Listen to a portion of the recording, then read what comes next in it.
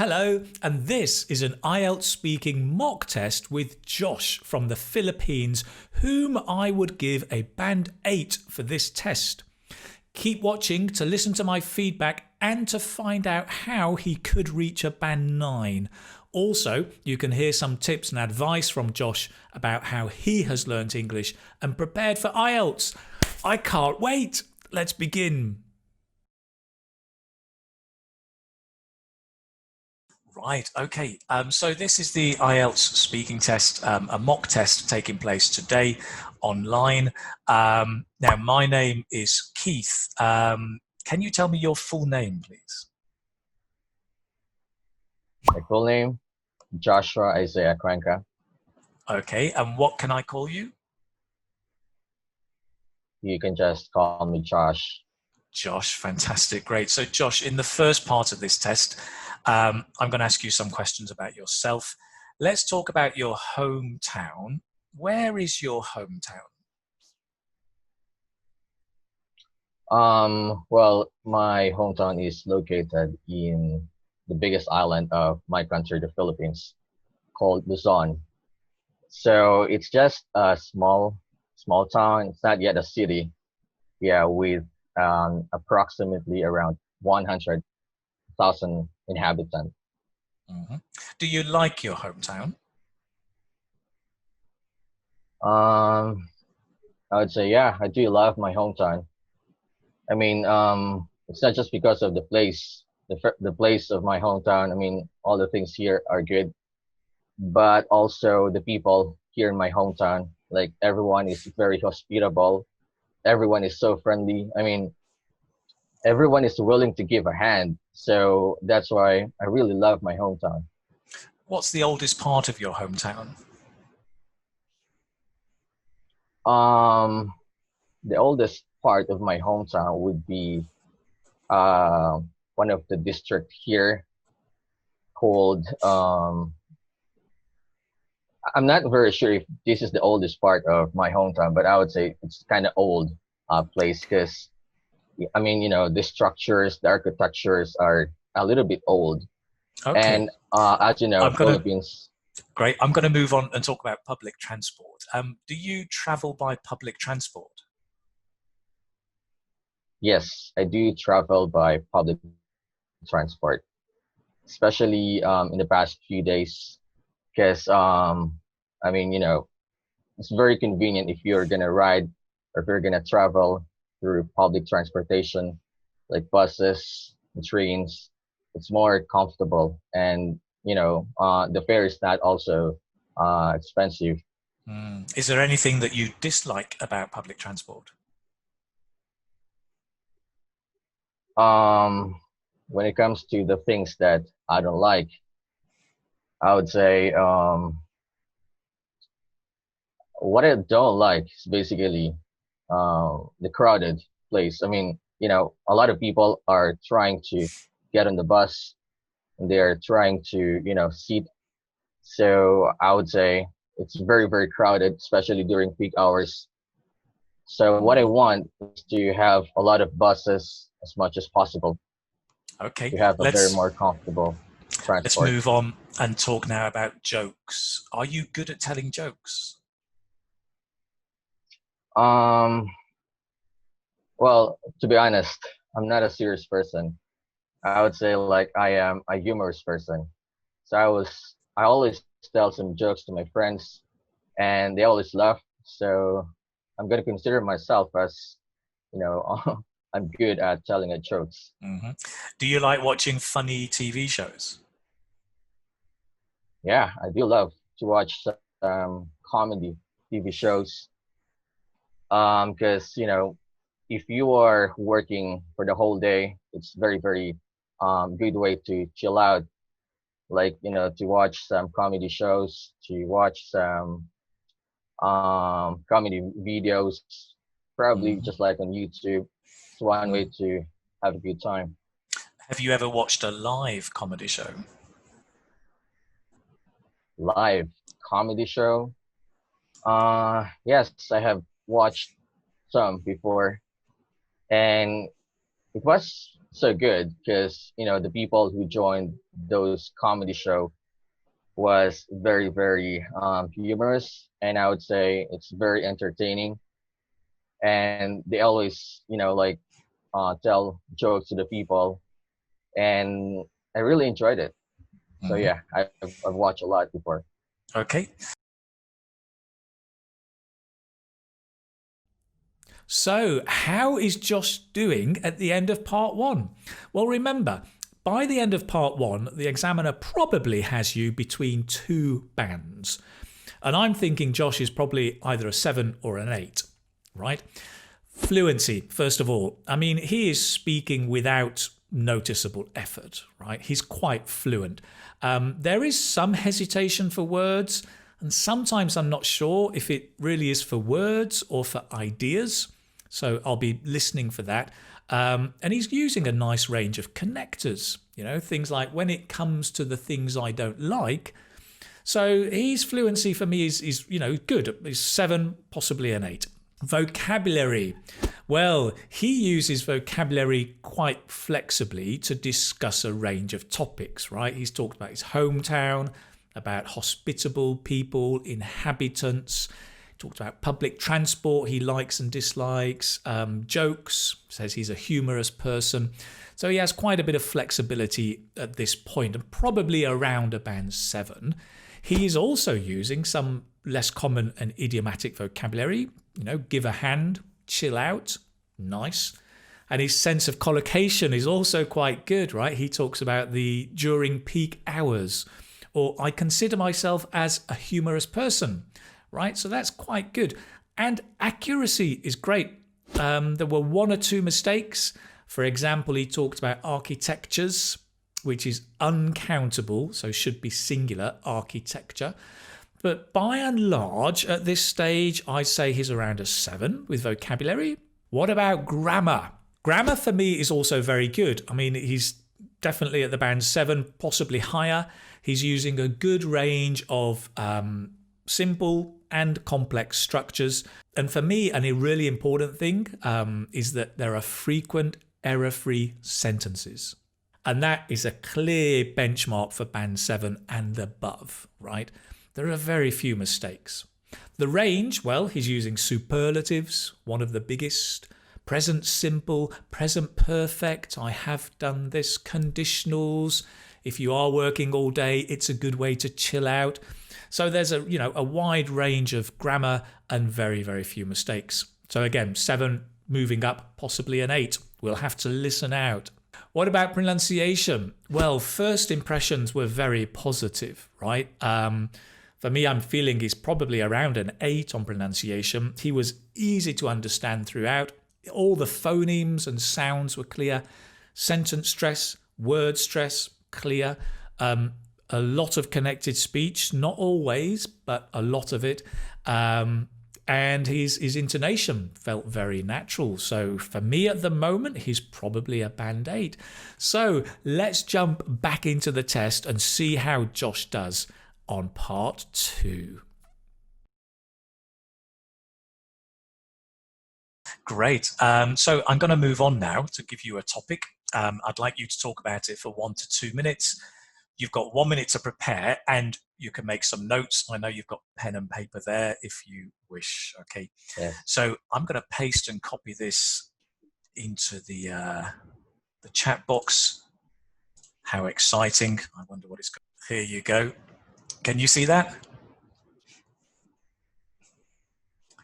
Yes, sir. Great. So I'd like you to describe an indoor game you played as a child, and you have a minute to prepare. Okay. That's your time. So remember, you've got 1 to 2 minutes for this. Don't worry if I stop you. I'll tell you when the time is up. Can you start speaking now, please? All right. Sorry. All right.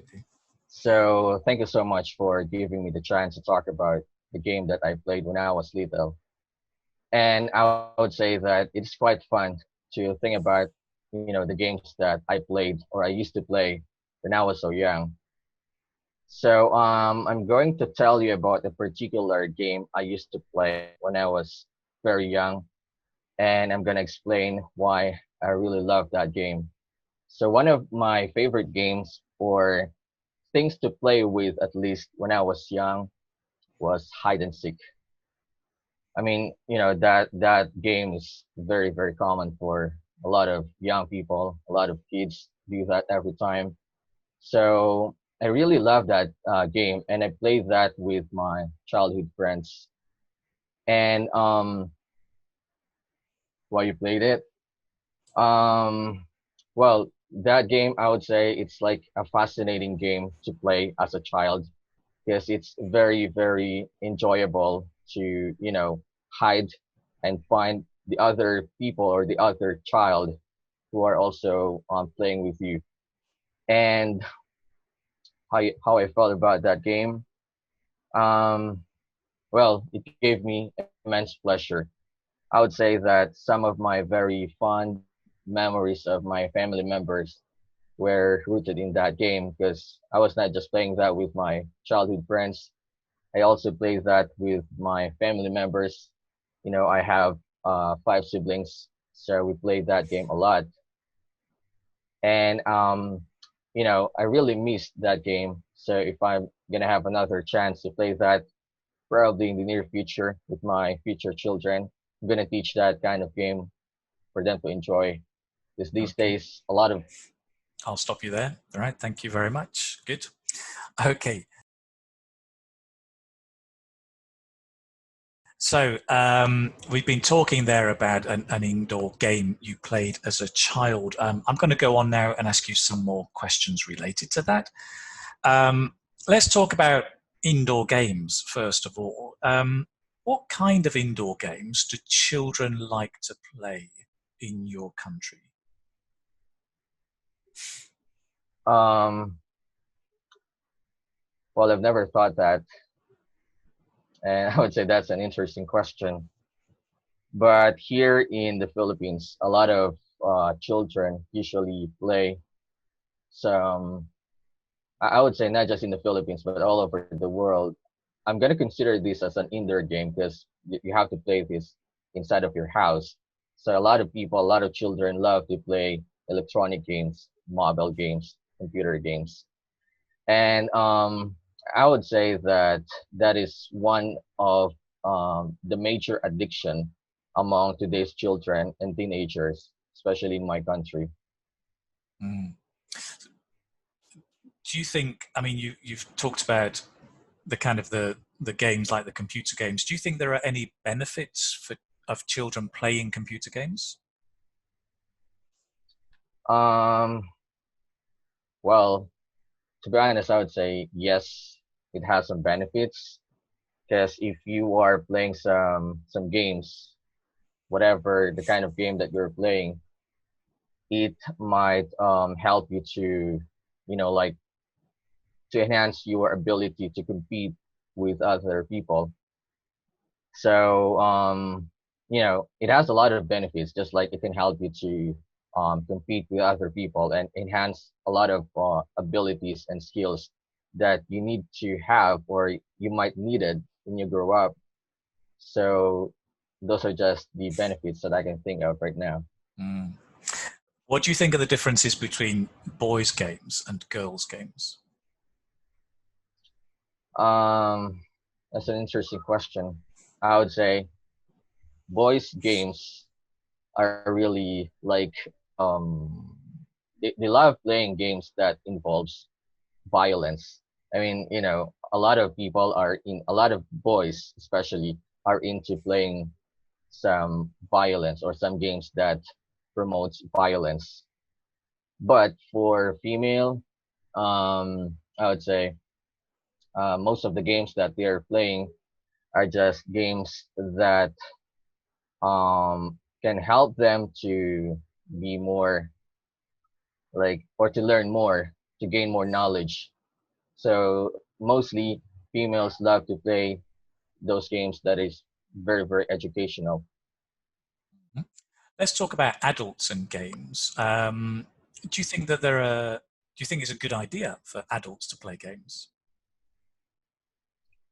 Um, Yes, I do think so. It's a good idea for adults to play games because first of all, a lot of adults are working hard. They're studying hard. They're working hard. They might be so busy for the whole day. So if they're gonna have some time to play games to, relax themselves, to chill out, it will be, a kind of thing to recharge themselves. I mean, like to recharge their batteries because they might be so exhausted working for the whole day. So playing game is one way to, like whale of time, have a whale of time. Mm, right. Why do some adults prefer not to play games? Well, to my knowledge, some adults don't like to play games because they think it's one way or it's one factor that or they consider those people who are playing games as an immature person, immature people. So they don't want to be called as an immature person. That's why they don't like to play games. But the thing is, just like as I've mentioned earlier, playing games is not something that or playing games is something that can entertain us and have a blast. So there's nothing wrong with playing games, to my Hmm. knowledge. Hmm. Do you think our modern lifestyle encourages or discourages adults from playing games? Um, Modern lifestyles, I would say they do encourage people to play games. I mean, not the games that involve or that promote violence, or some games are promoting greed, but modern developments or modern societies basically encourage all of us to enhance our knowledge, to learn more. And a lot of people these days, I would say, they are not into studying. So one way to be interested to I'm going to study have to is to. stop you there because we're out of time. But thank you very much. Great. That is the end of the speaking test. Wow. So, well done, Josh. How do you feel? Um, well, until now, I'm still so nervous.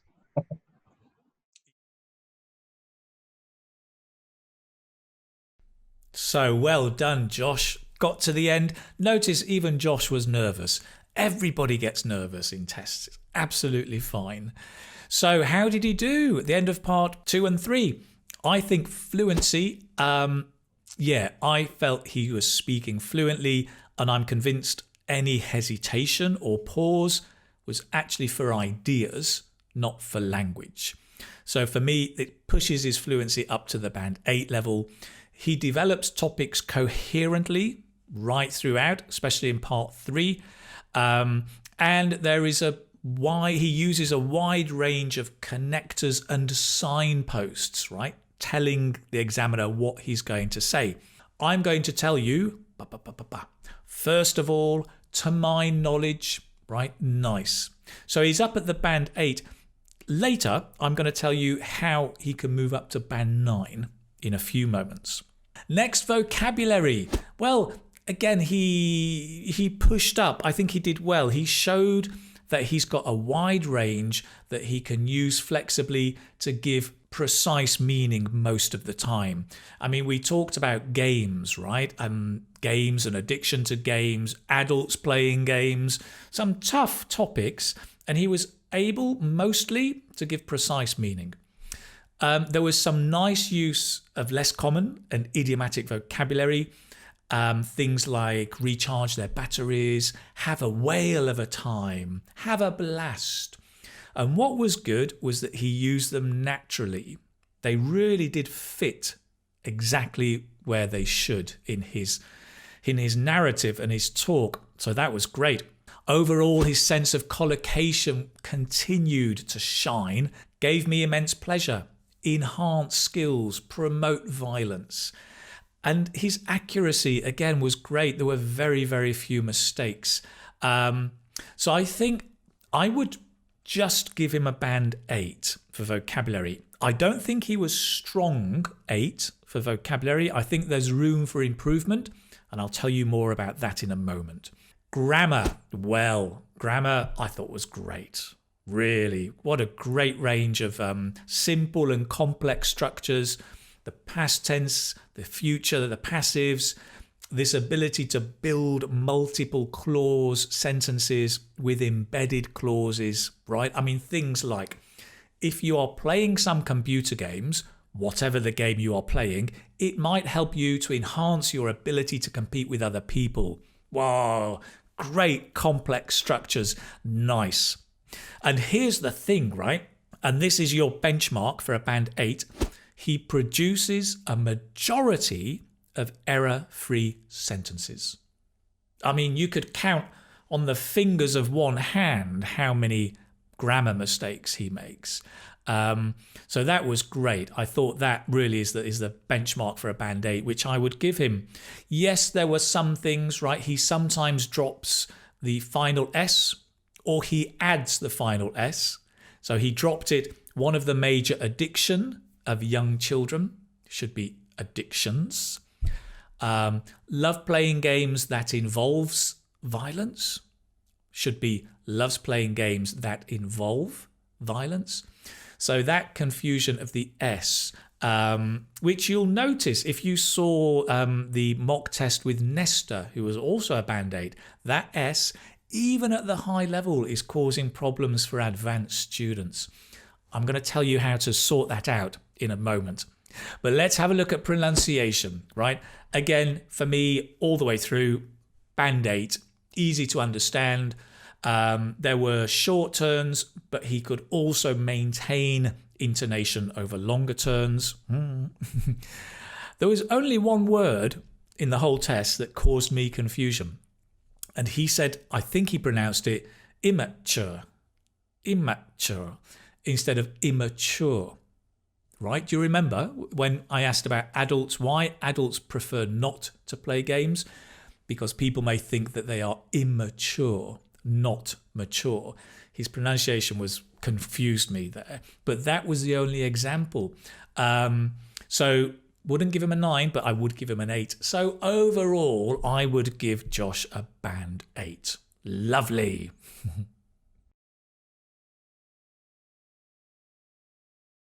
Now you may be thinking, who is this man? Who does he think he is doing mock IELTS tests on YouTube, giving feedback and advice? Who are you? Well, it's a very good question. And I will answer that question. My name is Keith. If you don't know me, I run the Keith Speaking Academy, which is a website helping students prepare for IELTS speaking.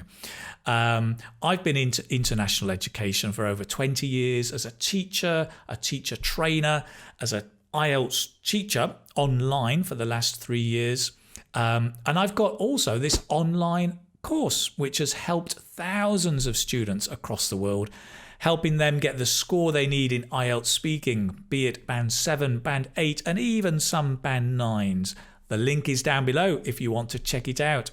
That's enough about me. Let's look at some more tips and tricks and advice for you and for Josh.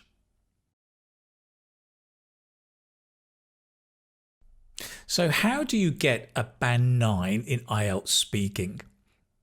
Let's look at my advice then to Josh, okay?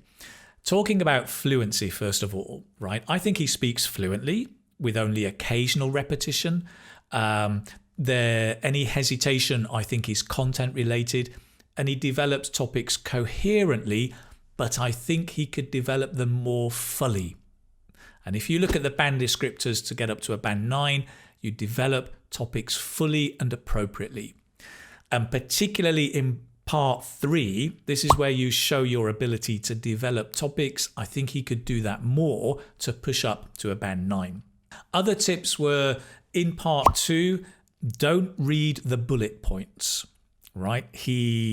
After he began speaking, he started to say, oh, who you played it with, da, da, da, da, da. He just read the bullet point. Rephrase it make it into a natural connector or signpost. For example, so when it comes to who I played with, well, I used to play with right? Other thing, I think he does have a nice technique, actually, which is he uses a pause before he answers and even uses kind of time gainers.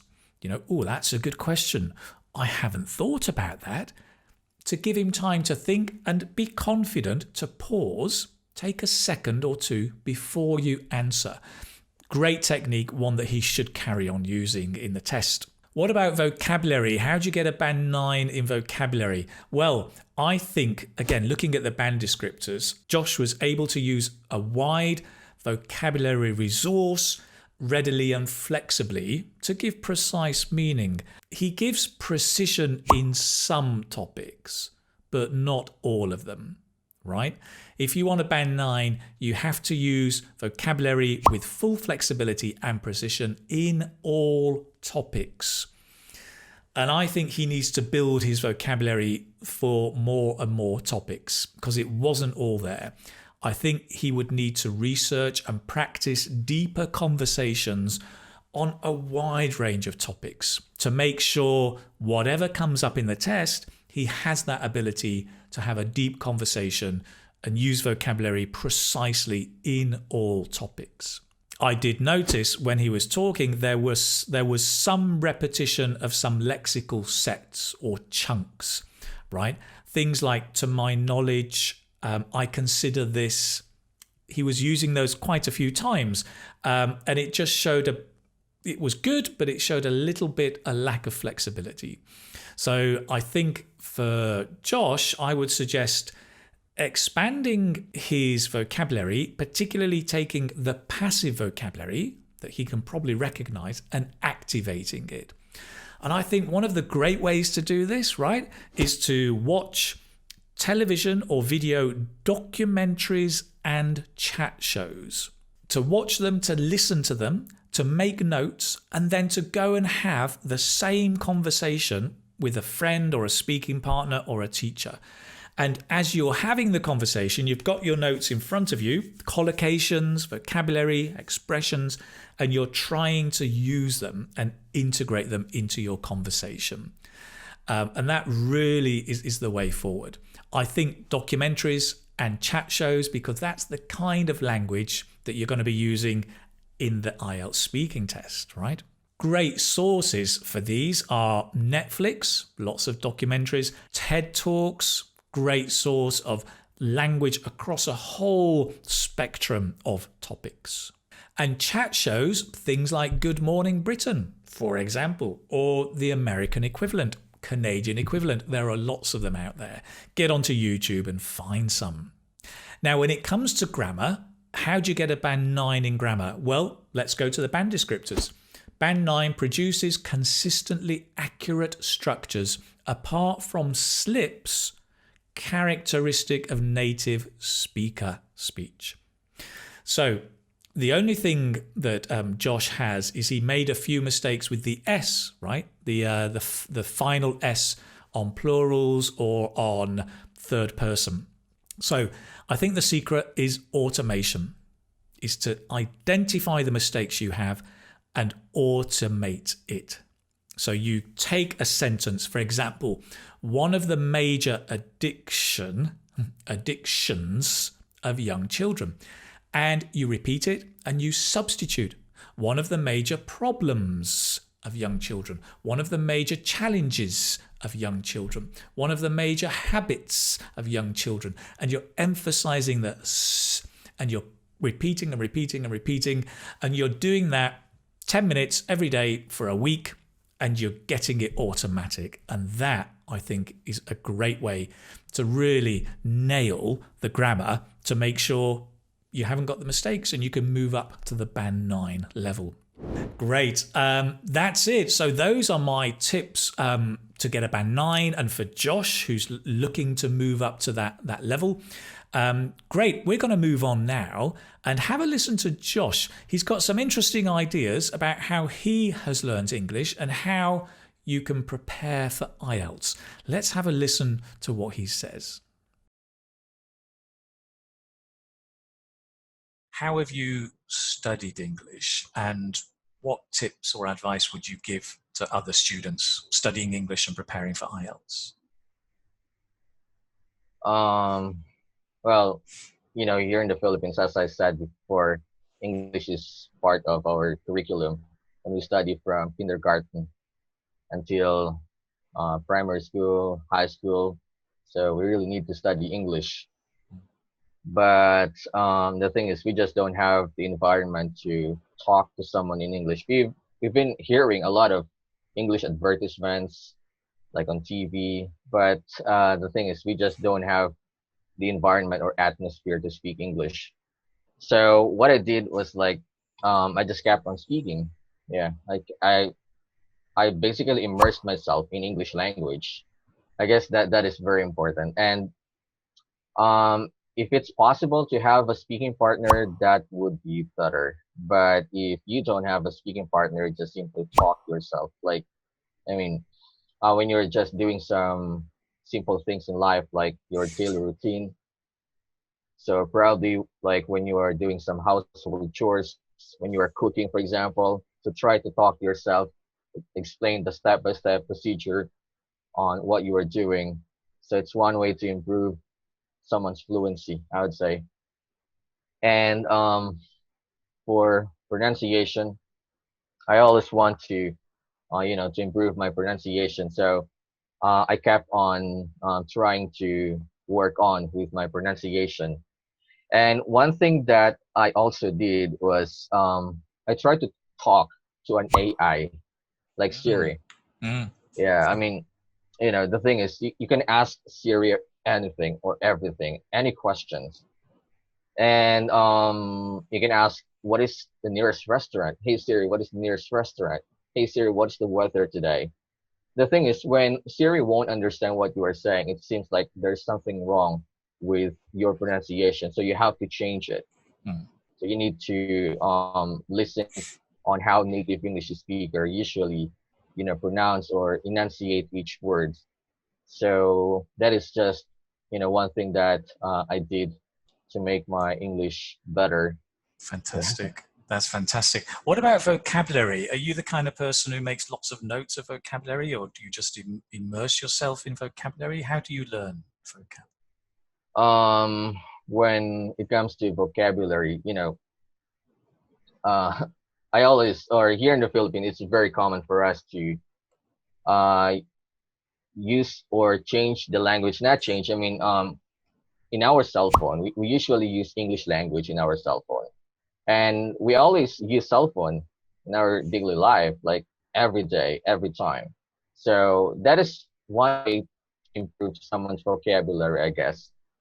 Because whenever you turn on or you use your cell phone, there's always one vocabulary that you can remember. And it can also help you to improve your grammar because you can see the settings on your cell phone, you can see the grammar, the sentences. So it's also one way to improve someone's vocabulary and I'd say even grammar. Right. Fantastic. So, yeah, so making use of me, you're a digital native, right? You grow up with kind of phones and tablets, but using that to learn English as well. Yes. Brilliant. Fantastic. And just a final word. I mean, I would love to do a mock test with all of you, but obviously I can't.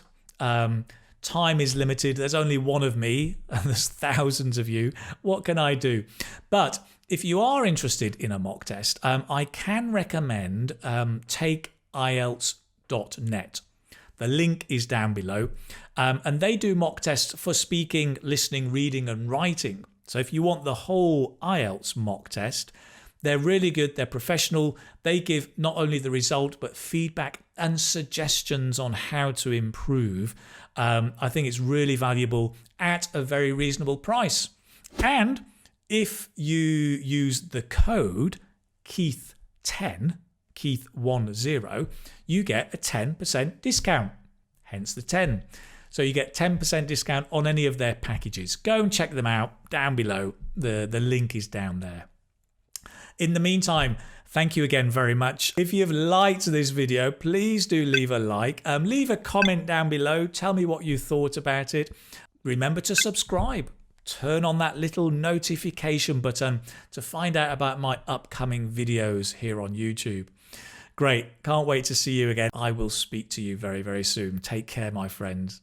Bye-bye.